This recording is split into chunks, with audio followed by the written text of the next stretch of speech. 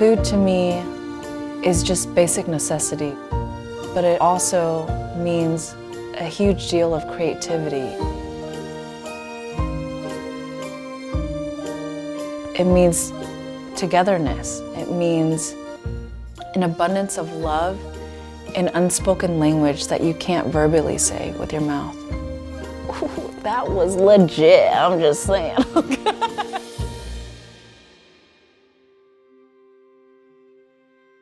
My earliest memory of baking was actually when my father went to prison and I saw how long of hours my mom was working. She probably put in 14 hours a day owning a nail salon.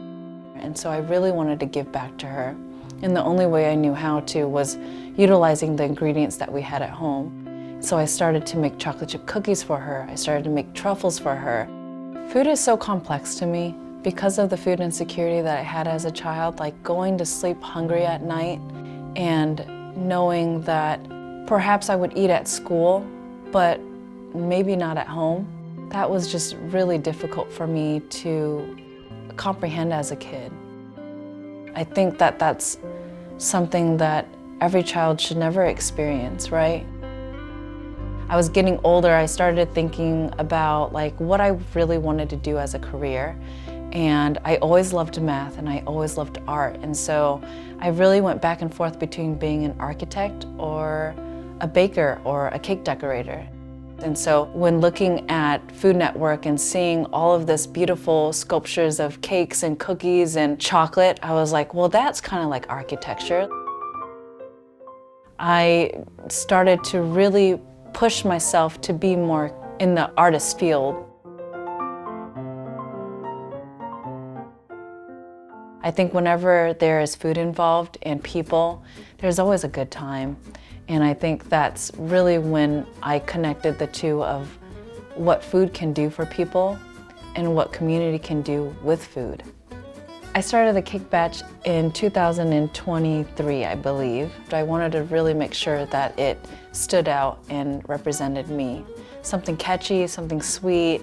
I actually have tattooed on me, "Talk sweet to me." It was always something that I went back and forth about because I think when you're thinking about just Asians in the culinary world, I think we have imposter syndrome. It's like, how is this going to be profitable, but then also something that my parents are going to be proud of? What the cake batch means for me is leaving behind a legacy that not only represents Asian Americans and the flavors that I grew up knowing and loving, but then opportunities for other kids to see that it is a possibility. Whatever your background is, you can find a home in cakes. When I think about combining Asian flavors with Western techniques, I love to compile all the different types of flavors that I had growing up. Soursop, tamarind, wow somebody with the flavor compositions that I do have. When they come to a pop-up and they see my ube velvet cake and they're like, that's really unique. Hi. Thank you. So that is my rendition of a red velvet cake, but instead it's a ube velvet cake with a blueberry compote cream cheese whipped cream on top. Oh my God. Are you Yeah. serious? This sounds Yeah. fabulous. Thank you. So I really just like to play with colors and flavors at the same time and what would really complement the ube. Something tart or sweet versus what is typical, which is just a red velvet with a cream cheese. When we think about the American dream and what our parents want to leave behind is something unfathomable outside of what they could ever imagine that is possible for them, giving me opportunity to pursue something so much more, to give back to community and represent what Asian fusion pastries can look like in America. Hello, beautiful people. Hi.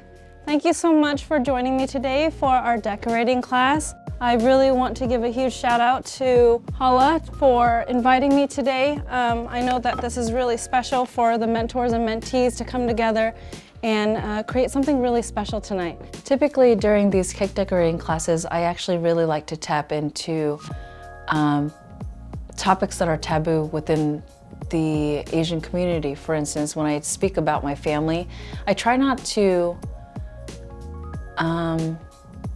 shy away from it. I really like to talk about mental health and wellness. Hala is a nonprofit that helps underprivileged youths have different opportunities in STEM. And the theme of that class was growth, and how whether your circumstances are against you in life, it doesn't predetermine where you're going to end up. If you guys notice, I'm wearing this dress. It's called an AAPI. It's a traditional Vietnamese dress. I love representation, and I'm never shy to tell people where I'm from, who my people are, where my parents come from, in their journey. So my mom and dad actually were refugees from the Vietnam War. When they came to America, I was the very first born. So Helen obviously is not a Vietnamese name, but my Vietnamese name is Hồng. So Helen means light, and Hồng means rose. So my full name is Light on the Rose.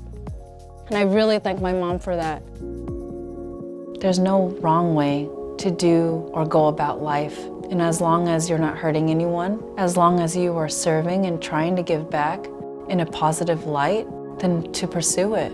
And I think what I'm doing is honestly extremely fulfilling. If you want to, dream big, and do all that you can to really not only make your parents proud, but yourself proud. Yeah.